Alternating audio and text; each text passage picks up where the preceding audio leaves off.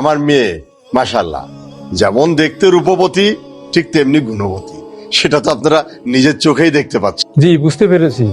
আচ্ছা মা, তোমার নাম কি? সাদিয়া। সাদিয়া। সাদিয়া। মাইকে কি তোমার কথা বলতেছে? জি না না না না না, আমার নাম কেন বলবে? আমি কি এলাকায় একলা সাদিয়া নাকি আরো অনেক সাদিয়া আছে?